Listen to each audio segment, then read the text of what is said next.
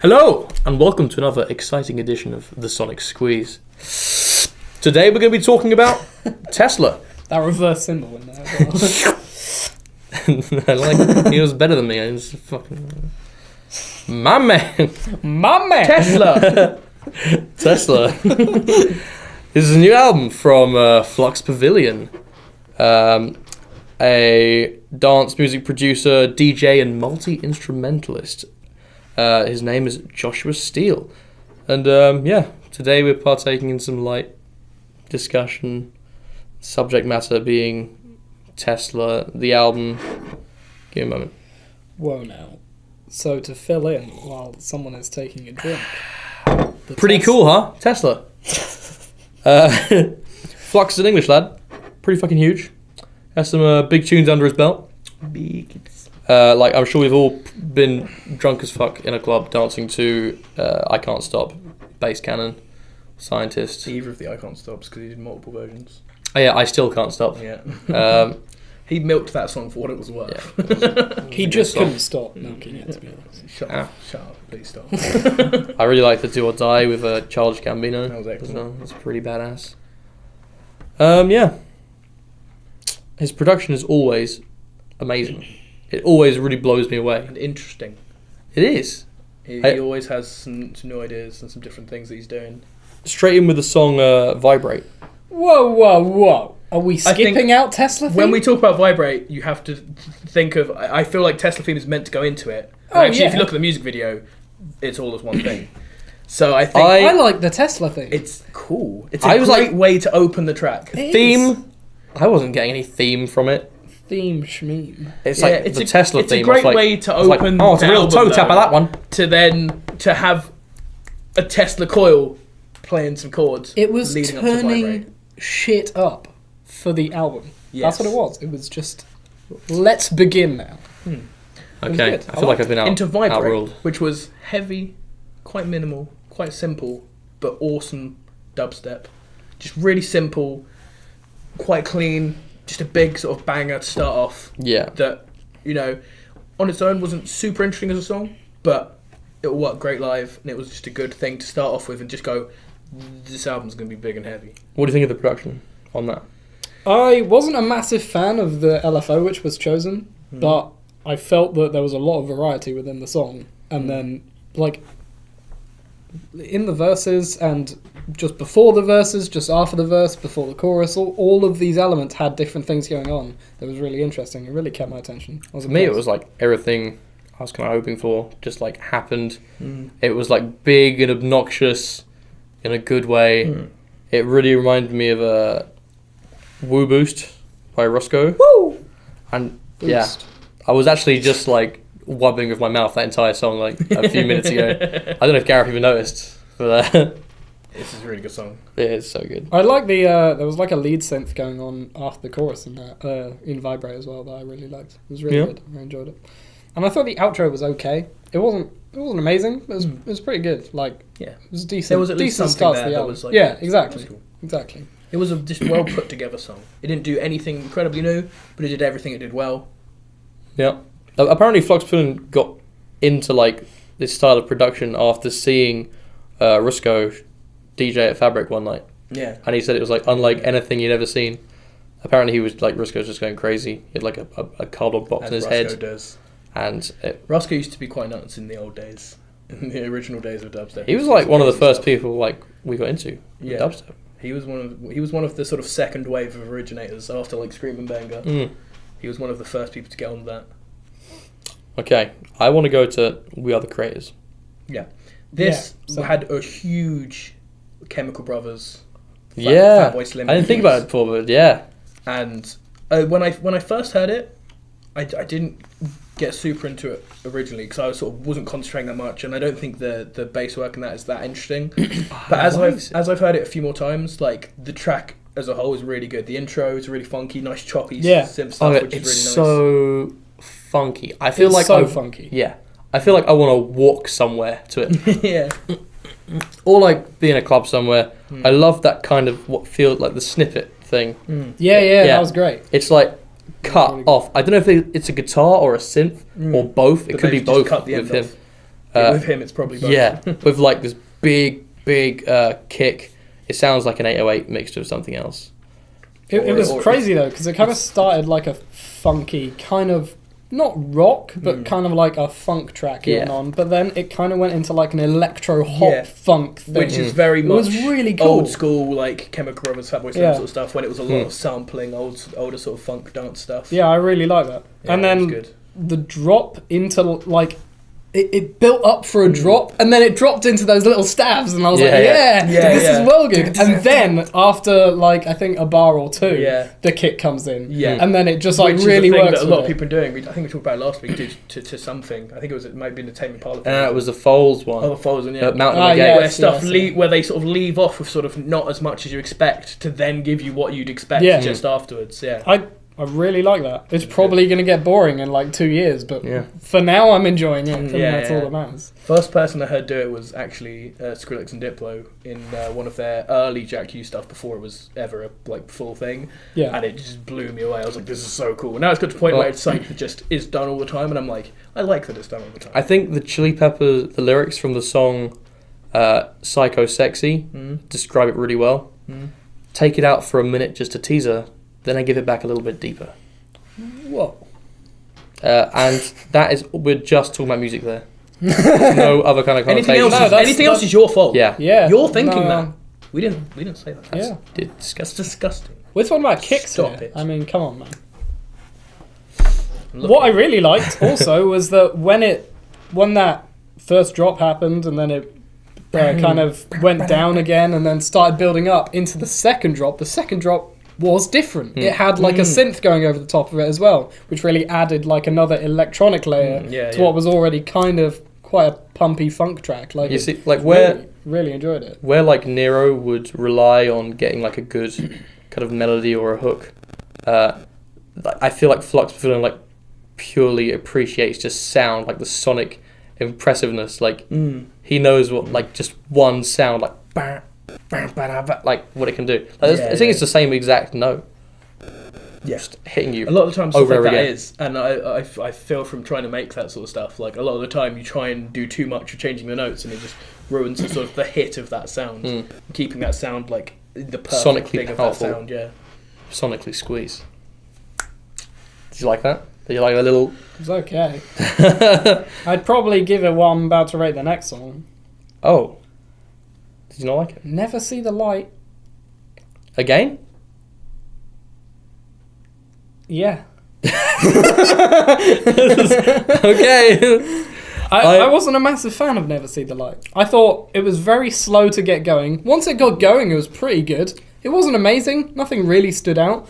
I had to go and like check who the singer was, because for a second I thought it was Plan B singing it. It sounded just like Plan B's vocals from like his second album. Sort of more soulful sound he does. He's like quite a high pitch, and it's actually a female's vocals. I can't remember her name.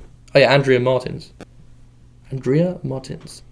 and I think it sounds good. Yeah, I like it. I think it's one of the less sort of interesting like newer tracks on the album with like Vibrate and stuff. But like Vibrate, it's just what it is. Well done. Yeah, and I like it. Yeah. You got anything else to say about it? There was I'm not 100% sure, but there was a follow-up bit to the verse, and I really enjoyed it. It was just like, it was really intricate and interesting, and I like that. I feel like I'm going to go back to this album, give it some more of a listen. I'm probably going to take out a song or two and put it on my playlist, but I'm not sure. International Anthem was very much for me what I would call circus dubstep, and it's not circus because of anything to do with circus, but because their record label, him and Dr. P, the record label they own is Circus Records, and it's very much their old style, the sort of thing that started getting that big, like the big heavy synths with the sort of a bit of the screechiness. I didn't enjoy it. And really? I didn't think it was one of the greatest. I thought it was a big wobbly but track, I liked it. and I'd say it lacked any kind of substance for me to enjoy. I quite liked how they kind of went sort of down like an Afro-Caribbean route. Yeah. With the vocalists especially, but also they got Flux Pavilion used a synth which sounded quite a lot like a steel drum, and I like that. That's a good idea. That is I mean, it's a thing for people like me who've been into this music for a long. But that's actually where the dub and dubstep comes from. Originally, it's from like Afro-Caribbean, like specifically Jamaican music. Yeah, it's a lot of what this sort of and that's one of the reasons that again made me think of it as like older stuff. It has that original sort of Jamaican influence that a lot of early Rushko, Benga, Scream stuff had. Yeah. A lot of that. And then later on, drum and bass. as there was a synth first, kind of a steel drum sound, there was kind of like a horn sound as well, which I quite liked. He uses a lot of horny sound. No comment on that. That's something that I just whatsoever. said. He uses a lot of horn-like sounds. I enjoyed the fact that when it dropped, it went into something a lot slower than what had been given in the previous 4 tracks. Yeah. It gave a lot of variety to not that song in particular, but to the album so far. I really like that. And this is where I think the album gets real good. Yeah. For now, a lot of songs that I like, don't love, like, don't love, like, don't love. Shoot Me is probably my favourite song on this album. Really? I really liked it. It has firstly, when I first heard the sort of beginning bit where it first starts kicking in with kick and bass, I thought, oh no, it's their cock rock song. It's his, I'm going to do deep house. I'm going to put that poppy deep house bit in there.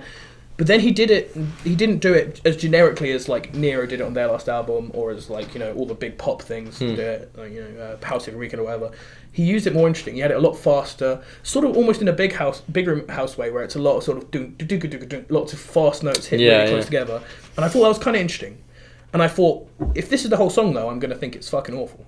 And then it built up into the drop, which sort of dropped on an upbeat as well, which I thought was kind of interesting. It's big, epic sort of trappiness, and I was just like, now for me, cool. Shoot Me, that's where the horniness really becomes awesome for me.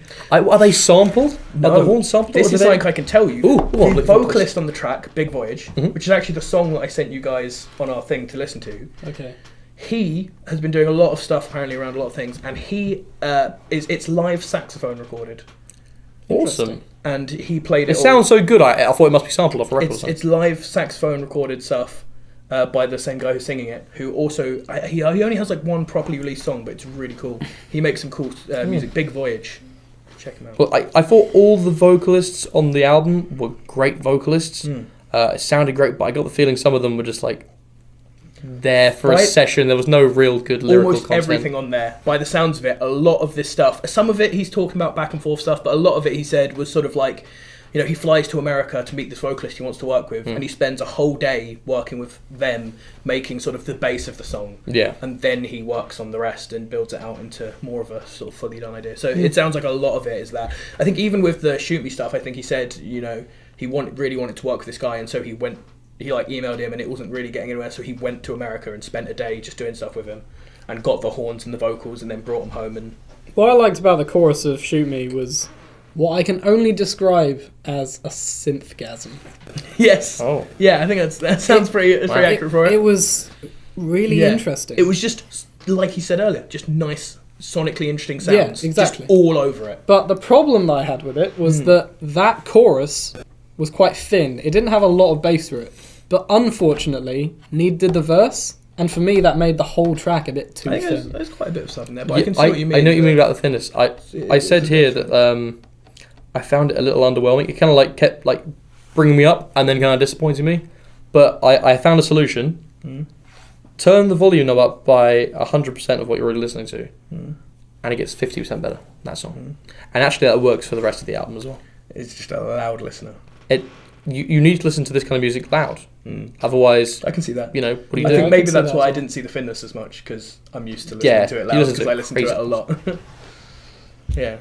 Okay, so we'll move on to... I really like that. What You Gonna Do? Probably my second favourite song on this album. You know what? I liked it. It was so good, because it's one of those things, like the stuff we were talking about earlier, where it's very typically dancey, quite simple. What you gonna do about it? Yeah, so it was my second favourite as well. But it's done in an interesting way. It's quite funky. Yeah.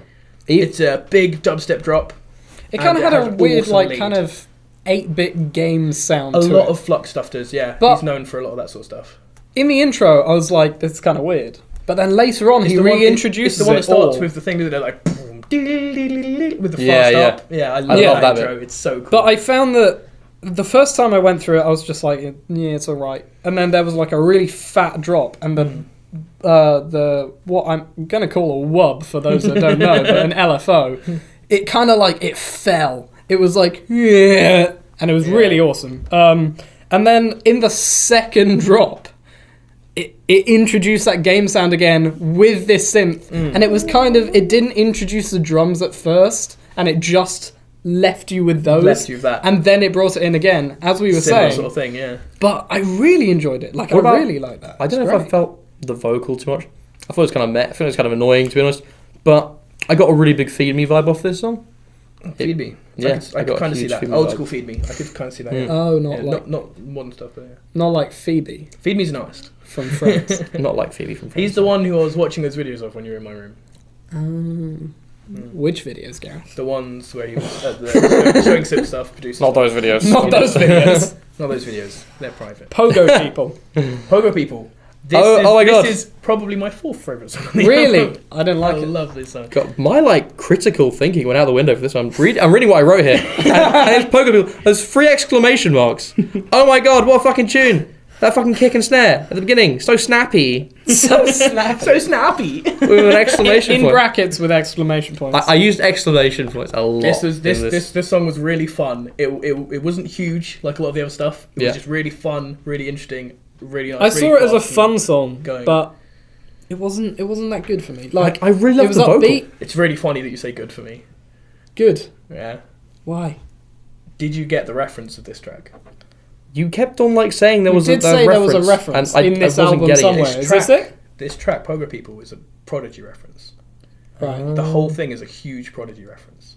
Got it. It's quite similarly based off of a lot of the way it works to Voodoo People. And Pogo People kind of fits in with that. The intro, where before the music starts, The phone where intro. he has the phone thing. Yeah. That's a recreation of the intro from Poison by the Prodigy. It's the exact Oh, I thing. see. And I looked it up because I was like, it must be, but I want to see if he said anything about it. And he said that he sent the track to Liam Howlett, I don't know how you say his surname, of the Prodigy, the main guy of the Prodigy, to make sure it was okay, because he was like, it's a very obvious reference. So he was like, it's going to be, he might be like, oh, it's a bit close. And he said that Liam replied, was like, yeah, it's fine, I love it. And he was like, he said that Flux was one of the most exciting people he'd heard in ages.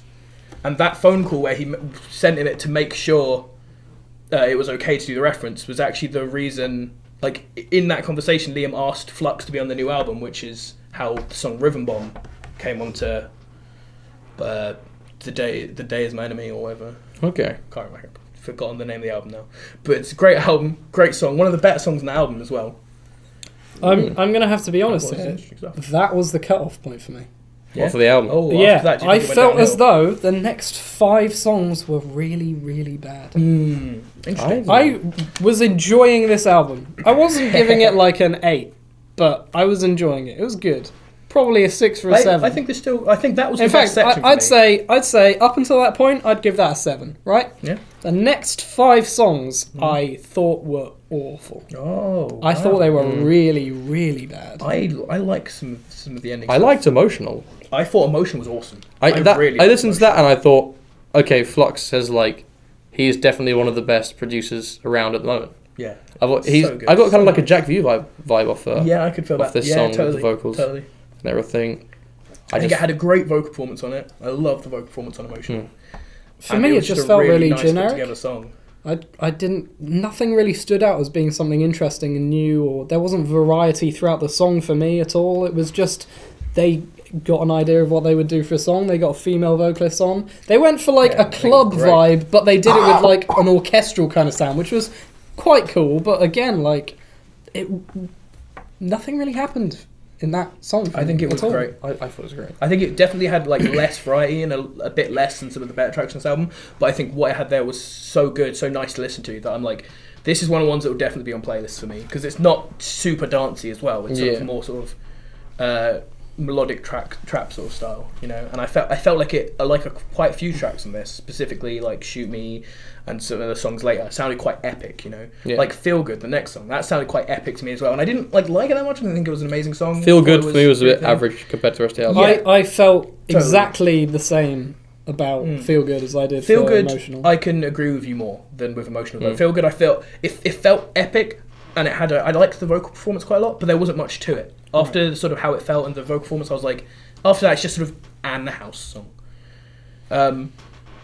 The next song is actually, for me, was the most sort of controversial of them. Who Wants to Because Rock? I have never been a fan of Riff Raff. I don't find him funny or interesting, or I don't like any of his verses. I don't understand the hype around him. And I don't necessarily like him in this track. Okay. But I think it was a pretty hype track. I think... It was pretty hype. I don't know if how I felt. Man, it's good. Yeah. It's I not think Flux is special. very good at taking performances from like average to good rappers, even average performances from good rappers, or meh performance average things, and putting them into songs that are just still good. Like some from his first album, the one with Gambino. I'm not normally a massive fan of Gambino. I think a lot of Gambino's album work isn't that good, and I don't think that verse was anything particularly special. But the song was great. With the other one he did with rappers on that, where he had Kano, and someone a bit smaller. Everybody loves Gambino. I know, and I think most of I think he's a decent rapper, but I think most of his album content is awful. I agree with that. This is stuff for another episode. I'm going to reserve my judgment for now. But yeah, and then the one with Kano was decent, but the other rapper on there was pretty weak. Gave a pretty substandard performance. Yep. But all of these tracks are still great. Buy it, and I think this out of those three was the worst by far. But I still think it was a decent track for the sort of kind of weak performance from. I thought Riff. exactly the same as the previous two. I thought, in the same way as Emotional and Feels Good were kind of just quite average tracks, I thought it was the same, but with male vocals. And it was a bit more dubstep, but not kind of enjoyable. And I felt as though just that style in a club, I would probably enjoy a bit more. But In a club, I think that would be awesome. But this isn't. But something compared I'd to have the on a other playlist. two, like, it doesn't add that much more. It's just that style I would enjoy more personally. I can feel you with that. Okay. And then I got something, Yeah. which I thought was didn't the have worst. anything. I thought it was the worst song on the album. Did you not like it either? He kept telling me Worst song. I got something, and I was like, then when is it going to arrive? I like the song. I thought, That for me, that song was way copy and pasted. yeah, I can feel that. I don't The think. end. But I think it was very, very nice. I think it was. I wrote that it would be the music that they'd play in a club between two DJs coming on and actually playing something. That would be what they would play. That's It would. quite a bar. It's so neutral, I and remember that. nothing happens for me. It definitely for me It's so neutral. sort of feels like sort of generic circus dubstep, but I like that sound. I liked it. I thought it was sort of over average for the sort of normal stuff that comes out there, and I don't think like objectively I think it's probably it's an alright track. So. But like I just really got into that track. I thought it was just there's something about it. I really liked it. How do you feel Ironheart wraps up the record then? I thought that it had I didn't think the song was that great. Yeah. There wasn't anything that particularly grabbed my attention, but I felt that it was going in the right direction. I felt it had the right attitude to conclude the album. I think it was underdeveloped. That is exactly how I think it was a describe it. really good idea for what should close the album. Yeah. But I don't think it was done enough. That you have just summarised what I was thinking better than I could. And I really- underdeveloped is exactly how. And I I really track. liked it, especially the second bit. You don't agree, do you? The build up to the second drop and the second drop, I really liked. Maybe where I do. It has all the sort of orchestral stuff in. I liked it, but I didn't think it was enough, and I think it didn't build up enough. It didn't progress enough. I think it was just. It would have been cool if he'd had more time. And just to put the before work Kit comes in with his response, I'd also like to just say that the outro to that song wasn't anything special, and I always like good. Yeah, outros I thought on it the last ended song. really like weirdly. Yeah. I think it worked well. if this song had had more work, it would have been a great ending. Mm. But I don't think it had enough in it. I think Yeah. I think the song had a kind of pop factor to it. I can feel I- it. Yeah. I wrote down here like pretty sweet vocals, like pretty jam to it. I imagine this song being the one with the music video for some reason, and Yeah, I can feel that. it's sort of being played on daytime music TV channels. But I would have preferred We Are Creators to have that slot. Yeah, actually, that's not a bad call. Not a bad call at all. Marks out of 10, please, gentlemen. Who would like to go first? I'll go first. I don't mind. Okay. Okay, so as I said, I was really wanting to give this album a 7. Yeah. But those last 5 songs really disappointed. Let you down. To the extent where I'm actually going to have to drop it by 2. I'm giving this album a 5. Ooh, 5. 5. That's low. I That is really, low. really wanted to give this a 7. Yeah. But those last 5, they were not Okay. for me at all. Okay, Not for me at all. fair enough. I'm dropping it. This is the most confident I've been about my things all night. Yeah. This for me is a strong 8. Okay. Yeah, I'll go with that. Overall impressed with the album. I thought it was like really consistent with the songs he was bringing out. But there was a lot of variety within that. Yeah. It was consistent. I'll give you that. variety. There was a lot of variety. I really enjoyed the album up until the last 5 songs. And there were, how many songs in this? 13? Yeah. So that's a good That's pretty good. that's about a third of the album that I would give this album a 7. I think if some of the lyrical content was there, it might have got an 8. But I What? feel like... you just add said in one you were more going to give interesting it point an at the 8. end. Sorry? Did you not just say that you were going to give it? Why did I give it a 7? Oh, I said that.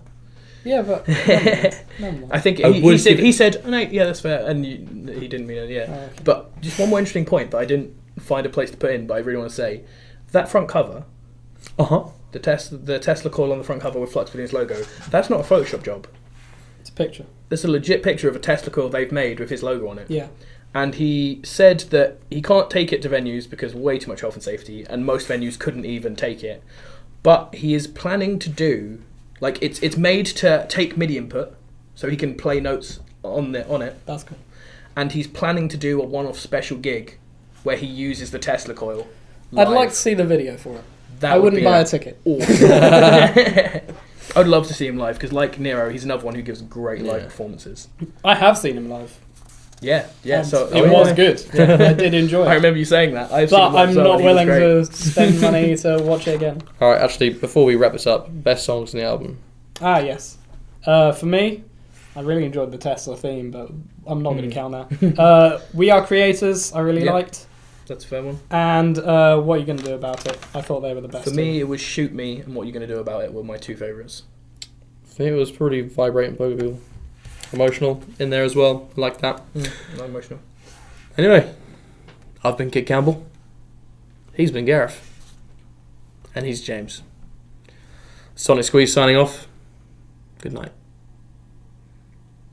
So we don't get surnames.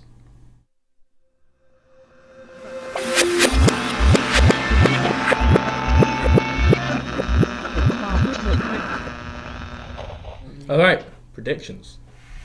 Predictions. I didn't think you'd like this. You didn't think... Oh, I thought you'd give it a 5. I did give it 5, so you No, you did. You're good. I thought you'd like it. I did Not- like it. but not quite as much as me. I So thought you you'd gave me give a it 7. 7. Yeah, nice one. Nice. I'm so fucking good at it. I wasn't as confident this week as last week, and I got this week more accurate than last week. We got into Yeah. dubstep. He was one of the sort of second wave of originators after like Scream and Banger. He was one of the first people to get on that. Okay, I want to go to We Are the Creators. Yeah. This Yeah, so- had a huge Chemical Brothers. Yeah, Fatboy Slim I didn't think about it before, but yeah. And when I first heard it, I didn't get super into it originally because I wasn't concentrating that much, and I don't think the bass work in that is that interesting.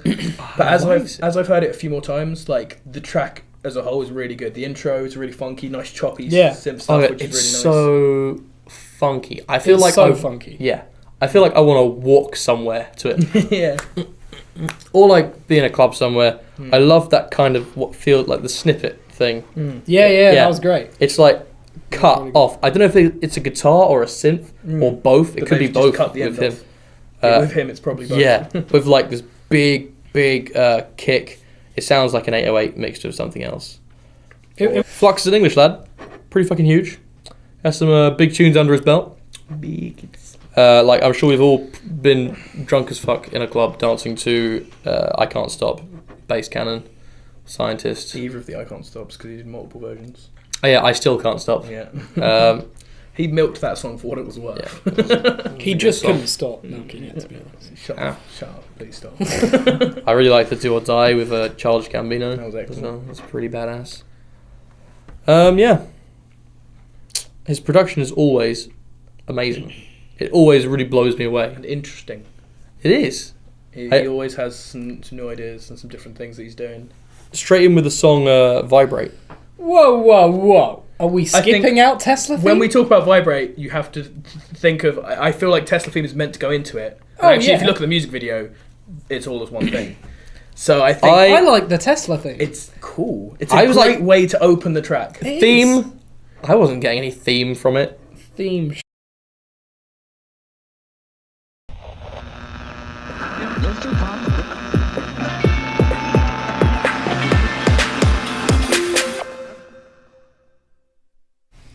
Hello, and welcome to another exciting edition of the Sonic Squeeze. Today we're going to be talking about Tesla. That reverse symbol in there as well. I like, he was better than me. I was fucking... My man. Tesla. Tesla. This is a new album from Flux Pavilion, a dance music producer, DJ, and multi-instrumentalist. His name is Joshua Steele.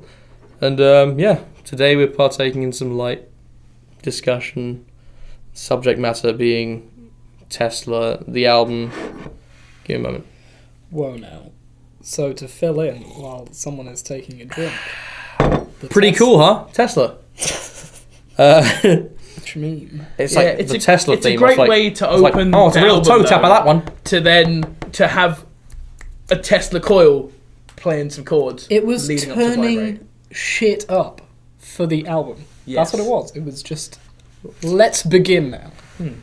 Okay, I feel like I've been into Vibrate, outruled. which was heavy, quite minimal, quite simple, but awesome dubstep. Just really simple, quite clean, just a big sort of banger to start off. Yeah. That, you know, on its own wasn't super interesting as a song, but it will work great live, and it was just a good thing to start off with and just go, this album's going to be big and heavy. What do you think of the production on that? I wasn't a massive fan of the LFO which was chosen, but I felt that there was a lot of variety within the song. And then, like, in the verses and just before the verses, just after the verse, before the chorus, all of these elements had different things going on that was really interesting. It really kept my attention. For me, it was like everything I was kind of hoping for just like happened. It was like big and obnoxious in a good way. It really reminded me of a Woo Boost by Roscoe. Woo! And Boost. I was actually just like wubbing with my mouth that entire song like a few minutes ago. I don't know if Gareth even noticed, but This is a really good song. it is so good. I like the there was like a lead synth going on after the chorus in that in Vibrate as well that I really liked. It was really good. I enjoyed it, and I thought the outro was okay. It wasn't amazing. It was pretty good. Like it was decent. There was at least decent something start to there the that album. was like exactly, cool. exactly. It was a just well put together song. It didn't do anything incredibly new, but it did everything it did well. Yeah. Apparently, Flux Pavilion got into like this style of production after seeing Rusco DJ at Fabric one night. Yeah. And he said it was like unlike anything he'd ever seen. Apparently, he was like Rusco's just going crazy. He had like a cardboard box in his head. Does. And Roscoe used to be quite nuts in the old days, in the original days of dubstep. he was like one of the first people like